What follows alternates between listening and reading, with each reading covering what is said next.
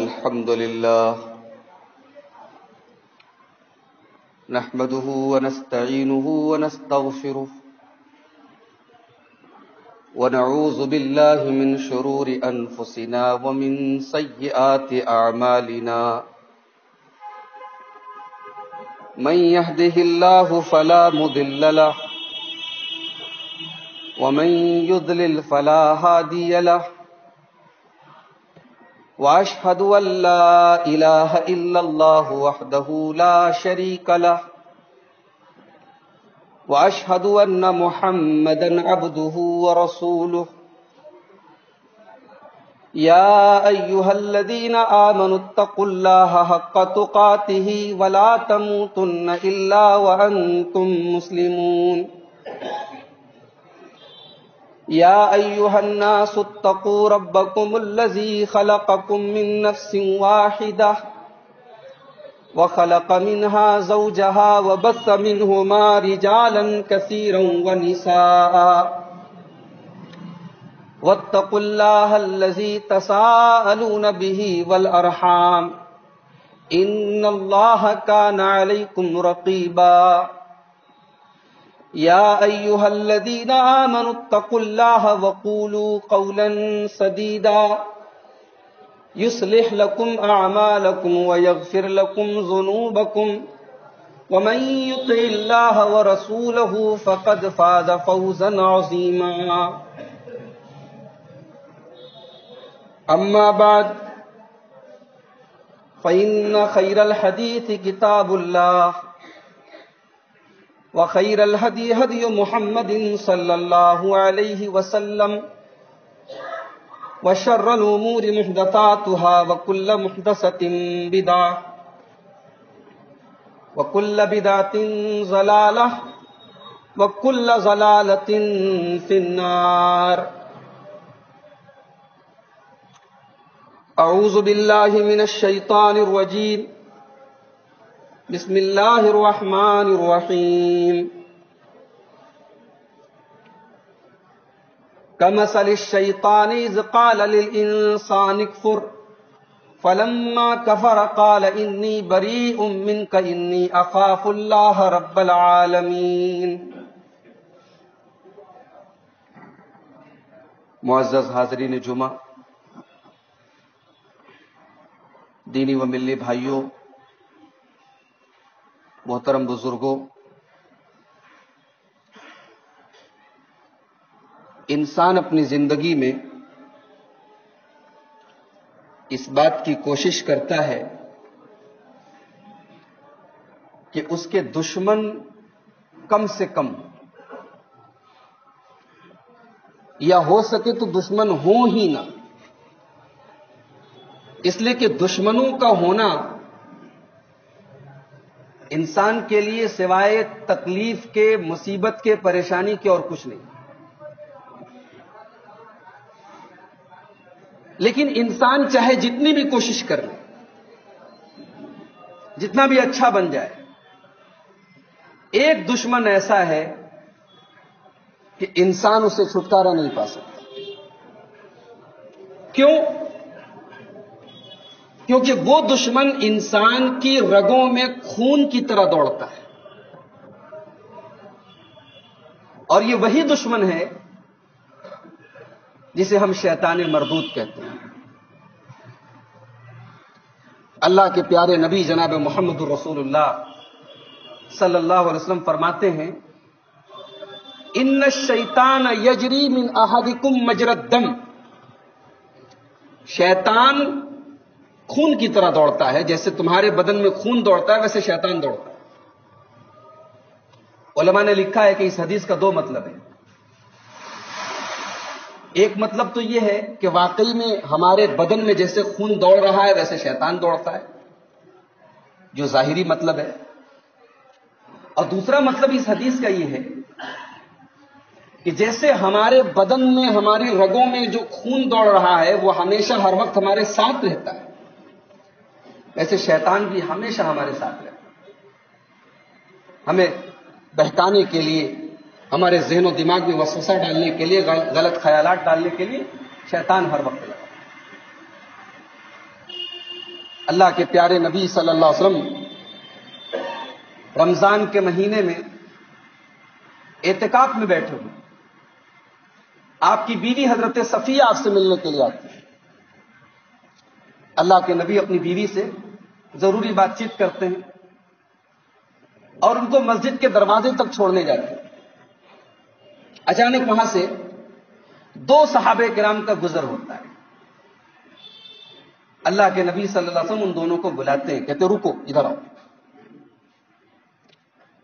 پھر آپ ان دونوں سے کہتے ہیں کہ یہ میری بیوی صفیہ تھی جو ابھی مسجد سے گئی ہے۔ تو وہ دونوں کہنے لگتے ہیں اللہ کے نبی آپ کیا کہہ رہے ہیں؟ آپ کو صفائی دینے کی کیا ضرورت ہے؟ کیا ہم آپ کے اوپر شک کریں گے؟ اللہ کے پیارے نبی صلی اللہ علیہ وسلم نے فرمایا ان الشیطان یجری مجری الدم، شیطان انسان کے ساتھ ویسے ہی ہے جیسے خون دوڑتا ہے انسان کی رگوں میں۔ تو میں نے اس لیے یہ کلیریفیکیشن کر دیا، یہ وضاحت کر دی ان یقذف فی قلوبکما شیئا، کہ کہیں شیطان تم دونوں کے دل میں میرے خلاف کوئی غلط بات نہ ڈالے۔ تو ایک دشمن وہ ہے جو ہر وقت ہمارے ساتھ ہے اور اتنا پاورفل ہے کہ وہ ہمیں دیکھ رہا ہے، ہم اسے نہیں دیکھ رہے۔ اللہ تعالیٰ سورہ اعراف میں کہتا ہے انہ یراکم هو وقبیلہ من حیث لا ترونہ، شیطان اور اس کا قبیلہ تمہیں دیکھ رہا ہے، شیطان اور اس کا پریوار تمہیں دیکھ رہا ہے، تم اسے نہیں دیکھ رہے۔ اور یہ وہ دشمن ہے جو بچے کے ماں کے پیٹ میں جب بچہ ہے وہیں سے اس کی دشمنی شروع ہو جاتی ہے۔ اللہ کے پیارے نبی صلی اللہ علیہ وسلم فرماتے ہیں، مسلم شریف کی روایت ہے، سیاح المولود حین یقع نزغ الشیطان منہ، بچہ جب پیدا ہوتا ہے روتا ہے چلاتا ہے، شیطان اسے کچوکا لگاتا ہے، شیطان اسے ٹچ کرتا ہے۔ اور یہ وہ دشمن ہے جو زندگی کی آخری سانس تک ہمارے پیچھے پڑا ہوا ہے۔ اسی لیے اللہ کے پیارے نبی صلی اللہ علیہ وسلم دعا کیا کرتے تھے اللہم انی اعوذ بک من التردی والحدم والغرق والحریق، اے اللہ میں تیری پناہ چاہتا ہوں کہ کہیں میں گر کر کے کہیں میری موت نہ ہو جائے، یا ڈوب کر کے میری موت نہ ہو جائے، یا جل کر کے میری موت نہ ہو جائے، وَأَن يَتَخَبَّطَنِيَ الشَّيْطَانُ عِندَ الْمَوْتِ، اور موت کے ٹائم شیطان مجھے پاگل نہ کر دے، موت کے ٹائم شیطان میرے اوپر قابو نہ پا جائے، اے اللہ میں تیری پناہ چاہتا ہوں۔ تو زندگی کی آخری سانس تک یہ دشمن ہمارے پیچھے پڑا، اور یہ وہ دشمن ہے ہم چاہ کر بھی اس سے پیچھا نہیں چھڑا سکتے، کیونکہ اللہ تبارک و تعالیٰ نے اس کو مہلت دے دی ہے، اس نے مہلت مانگی تھی وَأَنظِرْنِي إِلَىٰ يَوْمِ يُبْعَثُونَ، اے اللہ مجھے قیامت تک کی مہلت دے دے، تیرے بندوں کو بہکاؤں گا۔ اللہ نے مہلت دے دی۔ اور یہ وہ دشمن ہے جو ہمیں بہکانے اور پھسلانے کے لیے ہزاروں راستے اپناتا ہے۔ اللہ تعالیٰ سورہ اعراف میں کہتا ہے قَالَ فَبِمَا أَغْوَيْتَنِي لَأَقْعُدَنَّ لَهُمْ صِرَاطَكَ الْمُسْتَقِيمَ، شیطان اللہ کی بارگاہ میں کہتا ہے اللہ تو نے مجھے اپنی بارگاہ سے نکال دیا، دھتکار دیا، میں صراط مستقیم پر بیٹھ جاؤں گا، میں سیدھی راہ پر بیٹھ جاؤں گا۔ ثم لآتینہم من بین ایدیہم ومن خلفہم، میں داہنی طرف سے، بائیں طرف سے، آگے سے، پیچھے سے، ہر طریقے سے، ہر سمت سے، ہر سائڈ سے، ہر دشا سے تیرے بندوں کو گمراہ کروں گا، بہکاؤں گا۔ ولا تجد اکثرہم شاکرین، تیرے زیادہ تر بندے تجھے چھوڑ دیں گے، تجھے بھول جائیں گے، تیرے ناشکرے بن جائیں گے۔ اللہ میں اتنی محنت کروں۔ تو یہ شیطان ہے۔ آج کے خطبہ جمعہ میں چاہتا ہوں کہ کچھ ایسی چیزیں آپ کے سامنے بیان کروں جنہیں شیطان ہمارے سامنے مزین کر کے پیش کرتا ہے، سجا کر کے پیش کرتا ہے۔ شیطان خراب چیز کی اچھی پیکنگ کر کے، سجا دھجا کر کے ہمارے سامنے پیش کرتا ہے، اور ہم ان کاموں کو کر ڈالتے ہیں، شیطان کے اس جال میں ہم اور آپ پھنس جاتے ہیں۔ پتہ ہے جب ہم سو جاتے ہیں تو شیطان اتنا کمبخت ہے کہ نیند میں بھی ہمارا پیچھا نہیں چھوڑتا. حضرت جابر رضی اللہ عنہ کی حدیث ہے، ترمذی کے اندر موجود ہے. حضرت جابر کہتے ہیں کہ ایک صحابی اللہ کے نبی کے پاس آئے اور کہنے لگے، اللہ کے نبی، میں نے خواب دیکھا ہے کہ میں نے خواب دیکھا ہے کہ میرا سر کٹا ہوا ہے، قطع راسی، میرا سر کٹا ہوا ہے. اللہ کے نبی نے فرمایا، ہنسنے لگے اللہ کے نبی، اور آپ نے فرمایا کہ شیطان خواب میں کھیلتا ہے، تم لوگوں کھلواڑ کرتا ہے، پریشان کرتا ہے. برے جو خواب آتے ہیں یہ شیطان کی طرف سے بندے کو، مومن کو پریشان کرنے کا ایک طریقہ ہوتا ہے. کبھی اگر اس طریقے کا برا خواب اگر کوئی دیکھے فلا یحدث بہ الناس، تو لوگوں کو بیان نہ کرے. اس سے ایک مسئلہ پتہ چلا کہ برا خواب بیان نہیں کرنا چاہیے. اللہ کی پناہ مانگی، اللہ سے دعا کرنی چاہیے. تو یہ ہے شیطان. اب آئیے ہم وہ چیزیں بیان کرتے، چند چیزیں، خطبہ جمعہ ہے، مختصر سا وقت ہے، چند چیزیں بیان کرتے ہیں جو شیطان سجا کر کے، دھجا کر کے، مزین کر کے، اچھی پیکنگ کر کے ہمارے سامنے پیش کرتا ہے. اس میں سب سے پہلی چیز جو ہے وہ ہے اللہ کے ساتھ شرک کرنا. ظاہر سی بات ہے، شرک وہ گناہ ہے اللہ کبھی معاف نہیں کرے گا. اللہ کا وعدہ ہے ہم شرک نہیں معاف کریں گے. تو شیطان کی سب سے پہلی اور بنیادی کوشش یہ ہوتی ہے کہ آدمی شرک کرے. اللہ تعالیٰ قرآن کریم کے 28ویں پارے میں کہتا ہے، کمثل الشیطان اذ قال للانسان اکفر فلما کفر قال انی بریء منک انی اخاف اللہ رب العالمین. میرے بندو، شیطان کو دیکھو، شیطان تمہارے پاس آتا ہے، تمہیں بہکاتا ہے، تم سے کفر کرواتا ہے، تم سے شرک کرواتا ہے، اور جب تم کفر کر لیتے ہو، شرک کر لیتے ہو، تو وہی شیطان کہتا ہے انی اخاف اللہ رب العالمین، میں کچھ نہیں جانتا. کل قیامت کے دن جب اس شیطان کو تم دوش دو گے تو وہ شیطان کہے گا میں تو بے گناہ ہوں، میں تو بری ہوں، تم نے غلط کام کیا، تم جانو، میں تو اللہ سے ڈرتا ہوں. کل قیامت کے دن شیطان کہے گا میں اللہ سے ڈرتا ہوں، میں نے نہیں کفر کیا، تم نے کیا ہے. اتنا بڑا یہ شیطان مکار ہے. قرآن کریم کے 29ویں پارے میں ایک سورت ہے، سورہ نوح. حضرت نوح علیہ السلام کا واقعہ اس میں بیان کیا گیا ہے. نوح علیہ السلام کی قوم کے اندر کچھ بڑے بڑے بت تھے. حضرت نوح علیہ السلام نے جب اپنی قوم کو شرک سے منع کیا تو ان کی قوم کے لوگوں نے اپنے بتوں کا نام لے کر کہا کہ ہم ان کو نہیں چھوڑ سکتے. وَلَا تَذَرُنَّ وَدًّا وَلَا سُوَاعًا وَلَا يَغُوثَ وَيَعُوقَ وَنَسْرًا. ان کی قوم کے لوگوں نے کہا ہم ان کو، یغوث کو، یعوق کو، نصر کو نہیں چھوڑیں. یہ جو ان کے بڑے بڑے بت تھے یہ کون تھے؟ بخاری کی روایت عبداللہ ابن عباس کہتے ہیں ھذہ اسماء رجال صالحین. یہ حضرت نوح علیہ السلام کی قوم کے اولیاء اللہ تھے، نیک لوگ تھے، صالحین تھے. جب یہ مر گئے، جب یہ ہلاک ہو گئے تو شیطان ان کی اولاد کے پاس گیا، ان کے ماننے والوں کے پاس گیا اور کہا کہ ارے اتنے نیک لوگ دنیا سے چلے گئے اور ان کی کوئی یادگار تمہارے پاس نہیں ہے. ایک کام کرو، جہاں یہ بیٹھتے تھے وہاں ان کی تصویریں لگا دو، ان کے اسٹیچو لگا دو، ان کے مجسمے لگا دو. عبداللہ ابن عباس کہتے ہیں کہ اسٹیچو بنایا گیا، تصویریں لگائی گئیں. مقصد کیا بتایا شیطان نے؟ کہ یادگار ہو جائے، اتنے نیک لوگ دنیا سے چلے گئے، ان کی یادیں رہ جائیں. لیکن جب وہ نسل دنیا سے چلی گئی اور اگلی نسل دنیا میں آئی تو اگلی نسل نے ان اسٹیچو کی، ان تصویروں کی عبادت شروع کر، حتیٰ نسی العلم، یہاں تک کہ جب علم اٹھا لیا گیا، اگلی نسل آئی تو ان بتوں کی، ان اسٹیچو کی، ان مجسموں کی عبادت ہونے لگی. تو شیطان کو شرک بہت پسند ہے. دوسری چیز جو شیطان کو بہت پسند ہے، بہت محبوب ہے، شیطان جو ہم سے کروانا چاہتا ہے وہ یہ ہے کہ اسلام لانے کے بعد، ایمان لانے کے بعد ہم اور آپ مرتد ہو جائیں، اسلام چھوڑ دیں، ایمان چھوڑ دیں، ارتداد کا راستہ اپنا لیں.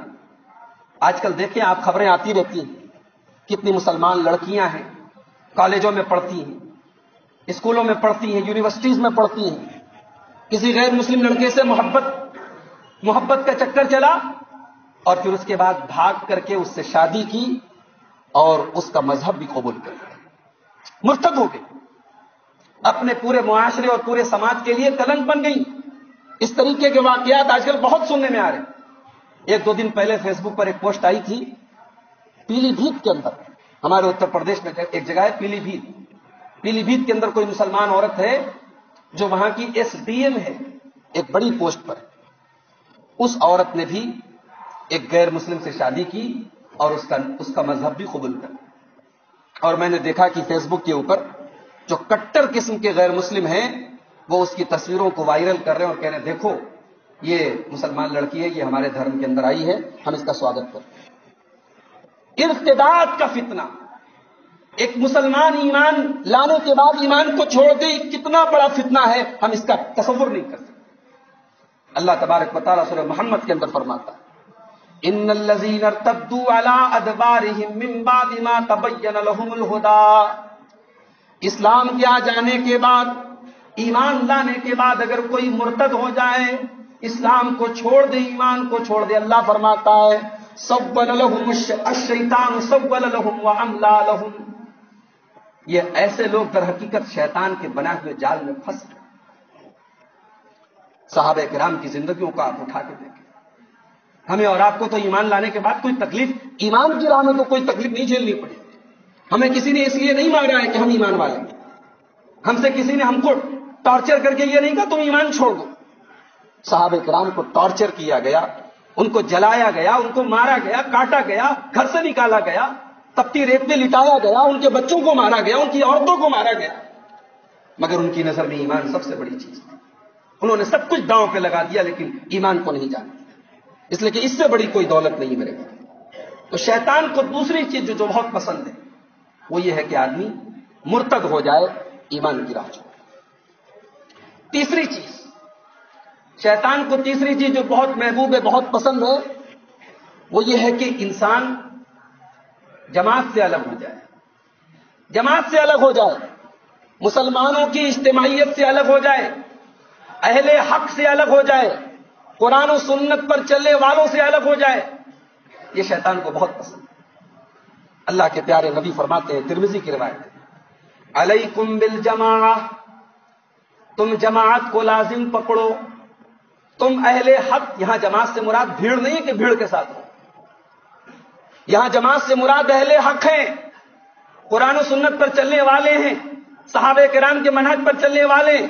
अल्लाह के नबी कह रहे हैं उस जमात के साथ रहो, व इय्याकुम वल फुरका, और इख्तिलाफ से बचो, तफरके से बचो, तफरके से बचो। फ इन्नल फुरकत मिन अमल शैतान, इसलिए कि तफरका शैतान को बहुत पसंद है, तफरका शैतान को बहुत पसंद है। और आगे अल्लाह के नबी ने फरमाया कि जो जन्नत की क्यारी चाहता है, जो जन्नत में जाना चाहता है, फ़अलैहि बिल जमाअ, उसे चाहिए कि वो जमात को लाज़िम। लेकिन यहां ये बात याद रहे, मैंने इसीलिए वजाहत कर दी कि जमात से मुराद भीड़ नहीं है कि जिधर भीड़ हो उधर चले जाओ। अगर एक आदमी, दुनिया में एक आदमी भी है जो हक पर है, जो किताब और सुन्नत पर है, जो कुरान और हदीस पर है, तो वही जमात है, उसी को लाजिम पकड़ो।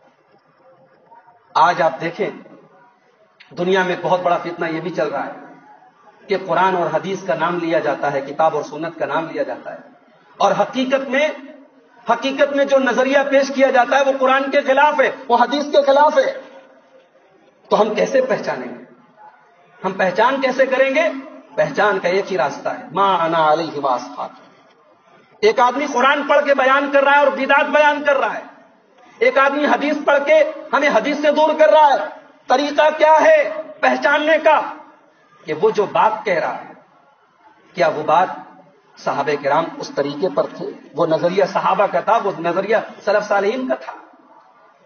आजकल एक मुकर्रिर है, आजकल यूट्यूब के ऊपर उनके बड़े बयान आ रहे हैं, हमारे पड़ोसी मुल्क के, उनकी तकरीरों में बार बार हदीस के हवाले हैं, हदीसों के नंबर हैं, लेकिन वो जो नजरिया पेश कर रहे हैं सहाबे किराम के बारे में लोगों को बदजन कर रहे हैं।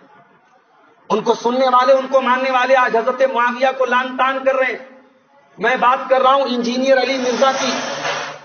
इंजीनियर अली मिर्जा नाम के एक साहब हैं, यूट्यूब के ऊपर उनके बयानात इस वक्त बहुत ज्यादा सुने जा रहे हैं। लेकिन इंजीनियर अली मिर्जा साहब के अगर आप बयानात गौर से सुने तो उनके अंदर सहाबे किराम के खिलाफ बुग़्ज़ है। वो एक ऐसी आइडियोलॉजी, एक ऐसा नजरिया पेश कर रहे हैं जो बिल्कुल नया है। और आवाम की तो आदत है کہتے ہیں نا کلو جدید لذیذ، ہر نئی چیز بڑی ٹیسٹی ہوتی ہے، نئی چیز کے اندر بڑی لذت ہوتی ہے، لوگ نئے کی طرف زیادہ لپکتے ہیں، تو لوگوں کو لگتا ہے اس کی بات تو نہیں ہے، لیکن دین کے اندر نئی کوئی بات نہیں چلے گی۔ اگر دین کے اندر کوئی نئی بات کوئی لے کے آتا ہے تو ہمارے لیے کسوٹی ہے صحابہ کرام، ہمارے لیے کسوٹی ہے قرآن و سنت۔ اگر قرآن و سنت کی کسوٹی پر، صحابہ کرام کی کسوٹی پر وہ نئی بات اترتی ہے تو ہم اس نئی بات کو لیں گے، ورنہ پھر وہ بدعت ہے، گمراہی ہے، غلط ہے۔ تو تیسری چیز جو شیطان کو میرے بھائیوں بہت پسند ہے وہ یہ ہے کہ انسان جماعت سے الگ ہو جائے۔ چوتھی چیز جو شیطان کو بہت پسند ہے بے حیائی ہے، ننگا پن ہے، عریانیت ہے۔ شیطان نے دنیا میں سب سے پہلا جو غلط کام کیا وہ کیا تھا؟ بولو۔ شیطان نے سب سے پہلا جو غلط کام کیا وہ ہمارے باپ آدم کو اور ہماری ماں حوا کو جنت سے نکلوا دیا۔ اور قرآن کہتا ہے کہ جب آدم اور حوا جنت سے نکلے تو دونوں کے بدن کے کپڑے اتر گئے، دونوں ننگے ہو گئے، دونوں کی شرمگاہ کھل گئی، سطر کھل گیا، اور دونوں جنت کے درختوں کے پتوں سے اپنی شرمگاہوں کو ڈھانکنے لگے۔ تو شیطان کو عریانیت بہت پسند ہے، ولگیرٹی بہت پسند ہے، زناکاری بہت پسند ہے، بدکاری بہت پسند ہے۔ انما یأمرکم بالسوء والفحشاء، شیطان تمہیں بے حیائی کا، غلط کاموں کا حکم دیتا ہے۔ وَأَن تَقُولُوا عَلَى اللَّهِ مَا لَا تَعْلَمُونَ، اور شیطان یہ چاہتا ہے کہ تم اللہ کے بارے میں وہ بات کہو جو تم نہیں جانتے۔ شیطان کو بے حیائی بہت پسند، بے حیائی سے دور ہو۔ اللہ کے نبی فرماتے ہیں انسان کے اندر اگر حیا نہ ہو، شرم نہ ہو تو انسان جو چاہے کرے۔ اسی لیے اللہ کے نبی کے بارے میں صحابہ کہتے ہیں کان اشد حیاء من العذراء، کنواری لڑکیوں سے زیادہ اللہ کے پیارے نبی کے اندر شرم و حیا تھی۔ کبھی کوئی بے حیائی کی بات، کبھی کوئی بےہودہ بات، کبھی کوئی گالی نبی پاک صلی اللہ علیہ وسلم کے زبان پر نہیں۔ آپ اگر کوئی سیکرٹ بات بھی کرتے، کوئی پرائیویٹ بات بھی کرتے جس کا تعلق مرد اور عورت کے جسمانی تعلق سے ہے، تو اس کو بھی اللہ کے نبی اتنے اچھے انداز میں، اتنے بہترین انداز میں بیان کرتے کہ پھر اس کے اندر کوئی اس طریقے کی بات نہیں ہے۔ یہ پیارے نبی صلی اللہ علیہ وسلم کی خاصیت تھی۔ تو شیطان کو بے حیائی بہت پسند ہے۔ شیطان کو ایک چیز اور پسند ہے، دو لوگ آپس میں لڑ جائیں، دو بھائی آپس میں جھگڑا کرنے لگے، دو پڑوسی ایک دوسرے کو گالی دیں، مسجد کے دو مصلی ایک دوسرے کو لعن طعن کریں، لوگ آپس میں لڑیں جھگڑیں، شیطان کو بہت پسند ہے۔ اسی لیے اللہ جب قرآن میں شراب اور جوئے کا ذکر کرتا ہے، آپ جانتے ہیں کہ شراب جو ہے وہ اکٹھے حرام نہیں ہے، شراب 3 اسٹیپ میں حرام ہے۔ شراب کے بارے میں سب سے پہلی آیت نازل ہوئی سورہ بقرہ کی، اللہ نے کہا یسألونک عن الخمر والمیسر قل فیہما اسم کبیر، اے نبی لوگ آپ سے شراب کے بارے میں پوچھتے ہیں، جوا کے بارے میں پوچھتے ہیں، آپ بتا دیجئے کہ شراب اور جوا کے اندر کچھ نقصان، کچھ فائدے ہیں لیکن نقصان زیادہ ہے۔ تو پہلے شراب کی نفرت پیدا کی گئی دل اور دماغ میں۔ پھر دوسری آیت نازل ہوئی سورہ نساء کی، لا تقربوا الصلاۃ وانتم سکارا، نماز کی حالت میں، نشے کی حالت میں نماز کے قریب مت جاؤ۔ اور تیسری آیت نازل ہوئی سورہ مائدہ کی، جس میں فائنلی شراب کو حرام کیا گیا۔ یا ایھا الذین آمنوا انما الخمر والمیسر والانصاب والازلام رجس من عمل الشیطان، اے ایمان والو شراب اور جوا اور اسی طریقے سے پھال نکالنے والے جو تیر ہیں اور وہ آستانے جہاں غیر اللہ کے نام پہ جانوروں کو ذبح کیا جاتا ہے، یہ ساری کی ساری چیزیں گندی ہیں، یہ شیطان کا کام ہے۔ فاجتنبوہ، ان سے تم بچو، لعلکم تفلحون، تبھی تم کامیاب ہو سکتے ہو۔ انما یرید الشیطان ان یوقع بینکم العداوۃ والبغضاء، اے ایمان والو شیطان یہی چاہتا ہے کہ شراب کے ذریعے، جوا کے ذریعے تمہیں آپس میں لڑا دے، بھائی کو بھائی سے جدا کر دے۔ شراب پیو گے، نشے کی حالت میں تم کسی سے لڑ پڑو گے، جوا کھیلو گے، پیسے کے لیے تم لڑ پڑو گے۔ شیطان شراب اور جوا کو اسی لیے پھیلانا چاہتا ہے تاکہ تمہیں لڑا دے۔ وَيَصُدَّكُمْ عَنْ ذِكْرِ اللَّهِ وَعَنِ الصَّلَاةِ، اور شیطان تمہیں اللہ کے ذکر سے روکنا چاہتا ہے، تمہیں نماز سے روکنا چاہتا ہے۔ فَهَلْ أَنْتُمْ مُنْتَهُونَ، تو اے ایمان والو کیا تم اب بھی شیطان کی ان حرکتوں سے باز نہیں آؤ گے؟ جب یہ آیت نازل ہوئی، صحابہ کرام نے شراب کے مٹکے، شراب کے گلاس، شراب کی بوتلیں اپنے اپنے گھروں سے نکال کے پھینک۔ شراب کا بزنس کرتے تھے بعض صحابہ کرام، انہوں نے بزنس فوراً ختم کر دیا۔ جو چیز حرام ہے اس کا بزنس بھی حرام ہے۔ تو شیطان کو ہمارا آپس میں لڑنا بہت پسند ہے۔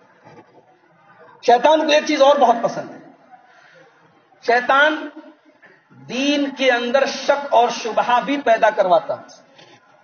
اللہ کے پیارے نبی فرماتے، بخاری اور مسلم کی روایت ہے، یأتی الشیطان احدکم، شیطان تمہارے پاس آتا اور کہتا ہے، من خلق کذا من خلق کذا، فلاں چیز کو کس نے پیدا کیا، فلاں چیز کو کس نے پیدا کیا، حتی یقول، یہاں تک کہ شیطان آخر میں پوچھتا ہے، من خلق ربک، اللہ کو کس نے پیدا کیا، اللہ کو کس نے پیدا کیا۔ اللہ کے نبی فرماتے، جب ایسا کوئی زندگی میں ایسا کوئی سوال تمہارے ذہن میں آئے، فلیستعذ باللہ، تو فوراً اللہ کی پناہ طلب کرو شیطان سے۔ دین کے اندر شک کرنا، اسلام کے بارے میں شک کرنا، قرآن کے بارے میں شک کرنا، اگر ذہن میں شک پیدا ہو رہا ہے، ڈاؤٹ پیدا ہو رہا ہے، یہ شیطان کی چال ہے۔ کبھی کبھی ایسا بھی ہوتا ہے کہ ہمارے ذہن میں یہ چیز پیدا ہوتی ہے کہ یہ چیز حرام کیوں ہے۔ ابھی کل ایک صاحب نے سوال کیا، کل جین پورا میں تقریر تھی، سود اور بیاج کی بات آئی۔ ایک صاحب کہنے لگے کہ آج پورا جو بینکنگ سسٹم ہے وہ سود پر ہے، بیاج پر ہے۔ آج ہم مسلمان اس بینکنگ سسٹم سے اگر دور رہیں گے تو ہم ترقی میں پیچھے رہیں گے، اور جو دوسری قومیں ہیں، جو غیر مسلم لوگ ہیں، وہ اس سسٹم سے جڑ کر کے آگے بڑھ رہے ہیں، ترقی کر رہے ہیں، تو پھر ہم ترقی کی دوڑ میں پیچھے رہ جائیں گے۔ اس کا کیا علاج ہے، اس کا کیا طریقہ ہے؟ میں نے کہا، جب اللہ نے قرآن میں ایک سمپل سی بات کہہ دی، احل اللہ البیع وحرم الربا، کاروبار حلال ہے اور سود حرام، فائنل ہوگا۔ اور اللہ کسی ایسی چیز کو حرام نہیں کر سکتا ہے جس میں ہمارا فائدہ ہے۔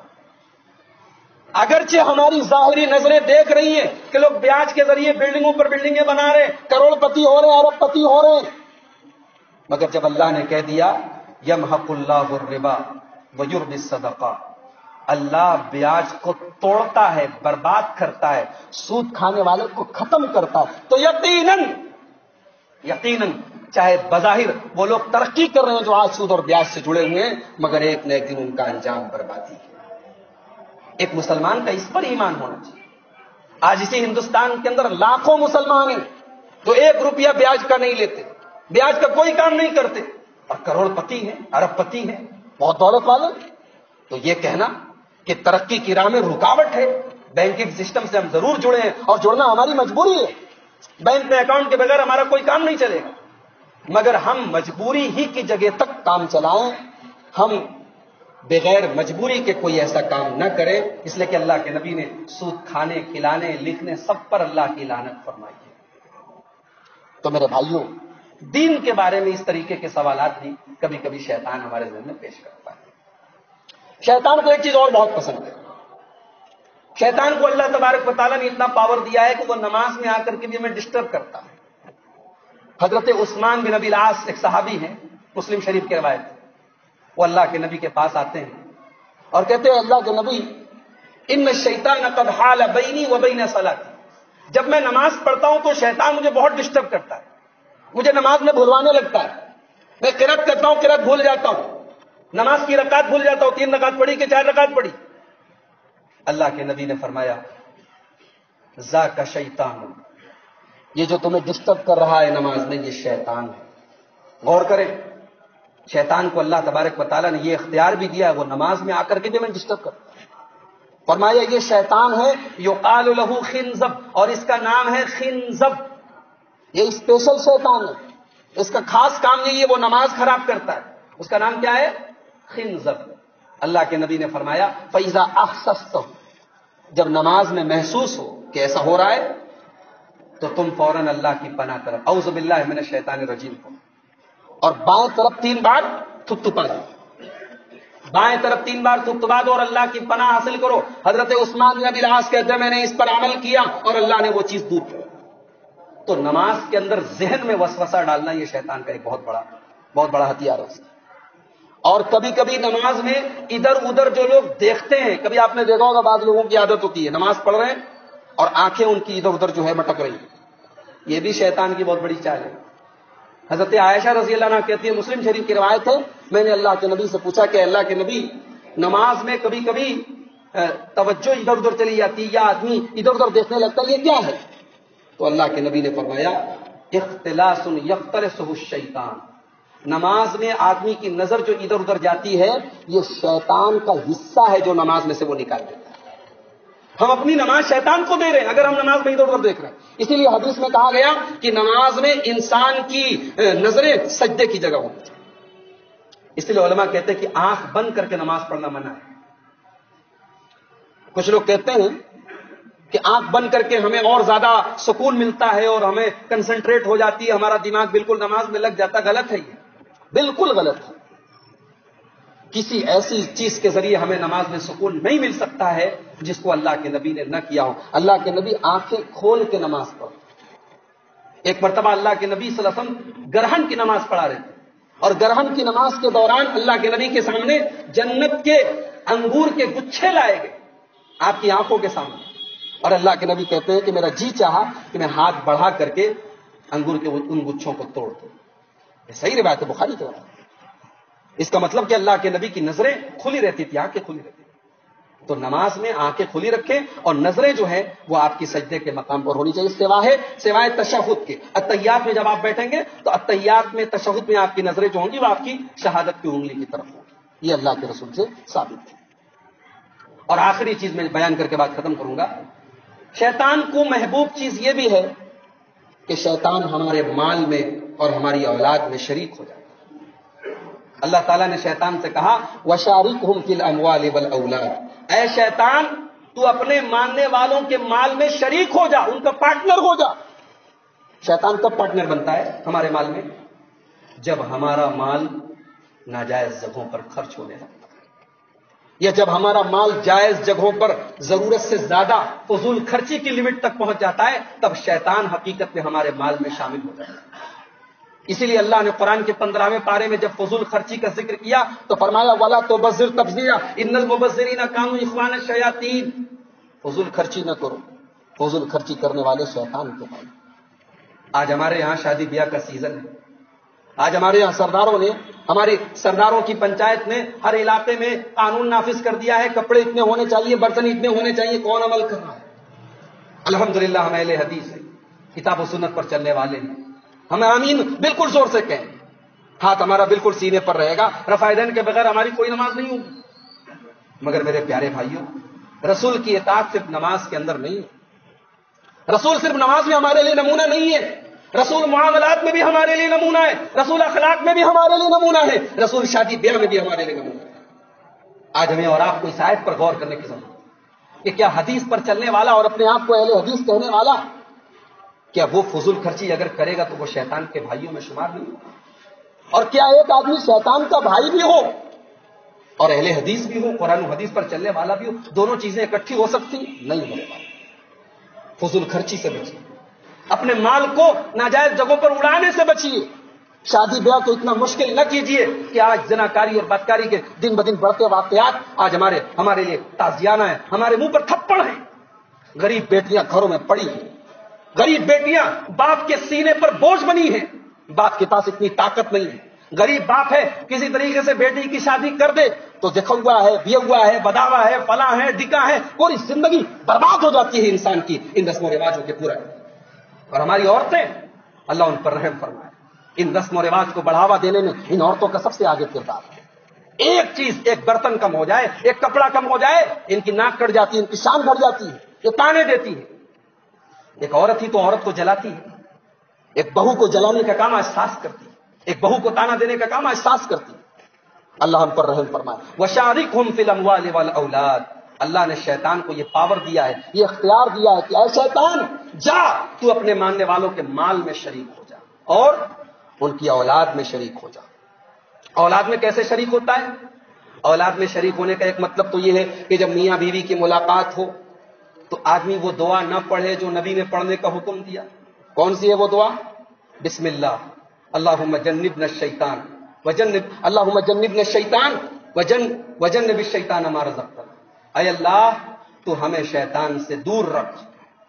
میاں بیوی ملنے کے پہلے یہ دعا پڑھے اللہ کا نام لے کر کے، بسم اللہ، اللہ کے نام سے، اے اللہ تو ہمیں شیطان سے دور رکھ اور ہمیں جو رزق دے، جو اولاد دے، جو بیٹا دے، جو بیٹی دے، اسے بھی تو شیطان سے دور رکھ۔ اگر یہ دعا آدمی نہیں پڑھتا ہے تو شیطان اس کی اولاد میں شریک ہو جاتا ہے. اور اولاد میں شریک ہونے کا ایک مطلب یہ بھی ہے کہ اولاد کی ناجائز خواہشات پوری کی جائیں، یا اولاد کے سلسلے میں آدمی اللہ سے نہ ڈرے، اولاد کے غلط کاموں پر کبھی نہ ٹوکے، اولاد جہنم کی راہ پر جائے اور باپ کی پیشانی پر کبھی بل نہ پڑے. ہمارا بیٹا اگر ایک دن کام نہ کرے، پاور لوم چلانے والا ایک دن پاور لوم نہ چلائے، گدی پہ جانے والا ایک دن گدی پہ نہ جائے، باپ بھڑکتا ہے، باپ ناراض ہوتا ہے، باپ غصہ کرتا ہے، کام نہیں کرو گے تو کھاؤ گے کہاں سے؟ ہم دنیا کے لیے بڑے الرٹ ہیں، دنیا کے لیے بڑے ہوشیار ہیں، مگر وہی اولاد، وہی لڑکا، وہی لڑکی غلط کام کر رہا ہے، بےہودہ کام کر رہا ہے، گندا کام کر رہا ہے، غلط راستوں پہ جا رہا ہے، لیکن باپ کو کوئی ٹینشن نہیں ہے، ماں کو کوئی ٹینشن نہیں. وَشَارِكْهُمْ فِي الْأَمْوَالِ وَالْأَوْلَادِ. اللہ تبارک و تعالیٰ شیطان سے کہتا کہ جا تو اپنے ماننے والوں کی اولاد میں شامل ہو جا. تو میرے بھائیوں، یہ چند چیزیں تھیں جو شیطان کو بہت پسند ہے، بہت محبوب ہے. اب آخر میں یہی کہوں گا کہ ہم ان چیزوں سے بچیں. شیطان کا جال بڑا سنہرا ہے، شیطان کا جال بڑا سنہرا، اس کی پیکنگ بہت اچھی ہے، لیکن پیکنگ کے اندر جو سامان ہے وہ انتہائی گندا اور گھناؤنا ہے. شیطان نے ہمارے باپ آدم کو اور ہماری ماں حوا کو جنت سے نکلوایا تھا، اور آج بھی شیطان کی یہی پلاننگ ہے کہ ہم جنت میں نہ جائیں. اسی لیے اللہ قرآن میں ہمیں بار بار وارننگ دے رہا ہے، لا یفتننکم الشیطان. اے آدم کی اولاد، شیطان تمہیں بہکائے نہ، شیطان تمہیں گمراہ نہ کر دے. کما اخرج ابویکم من الجنہ، جیسے تمہارے باپ آدم کو تمہاری ماں حوا کو جنت سے نکلوایا تھا، شیطان تمہیں بھی ویسے ہی غلط راستوں پہ نہ ڈال دے. آئیے ہم اللہ سے دعا کریں، اللہ ہماری اور آپ کی حفاظت فرمائے. شیطان مردود سے اے اللہ ہم تیری پناہ طلب کرتے ہیں. اے اللہ ہمیں، ہمارے بچوں کو، ہمارے پریوار کو، ہمارے مال کو، ہماری روزی روٹی کو، ہر چیز کو تو شیطان سے محفوظ فرما دے. اے اللہ ہم سب کو جو آج یہاں پر اس مسجد میں جمع ہے، اے اللہ تو صحیح معنوں میں زندگی کے تمام معاملات میں کتاب و سنت پر چلنے والا بنا دے. اے اللہ ہر قسم کی گمراہی سے، ہر قسم کی بدعقیدگی سے تو ہمیں بچا لے. اے اللہ ہمیں صحابہ کرام کے منہج پر چلنے والا بنا دے. رب العالمین ہماری صفوں میں اتحاد و اتفاق پیدا فرما دے. گھروں میں آج جو ٹینشن ہے، بھائی بھائی میں جو جھگڑے ہیں، خاندانوں میں جو اختلافات ہیں، جماعتوں میں جو دوریاں ہیں، پروردگار تو ان دوریوں کو پاٹ کر ہمیں بھائی بھائی بننے کی توفیق عطا فرما. یا اللہ جو ہم میں سے بیمار ہیں تو سب کو شفائے کاملہ عاجل عطا فرما. اے اللہ جو ہم میں سے دنیا سے جا چکے ہیں تو ان کی مغفرت فرما، جو زندہ ہیں ان کا ایمان پر خاتمہ فرما. اے اللہ آج ہمارے ملک کے حالات بڑے پریشانی کے دور سے ہمارا ملک گزر رہا ہے. ملک کے امن اور چین کو بگاڑنے کی کوششیں ہیں. اے اللہ ہمارے ملک کی اور ہمارے ملک کے امن اور چین کی حفاظت فرما. اے اللہ ہماری مسجدوں کی حفاظت فرما. اے اللہ ہمارے علماء کی حفاظت فرما. اے اللہ ہمارے دینی اداروں کی حفاظت فرما. اے اللہ تو تمام عالم اسلام میں جہاں جہاں بھی اہل اسلام ہے تو ان کے جان و مال کی، ان کے عزت و آبرو کی حفاظت فرما. آمین. وآخر دعوانا الحمدللہ رب العالمین.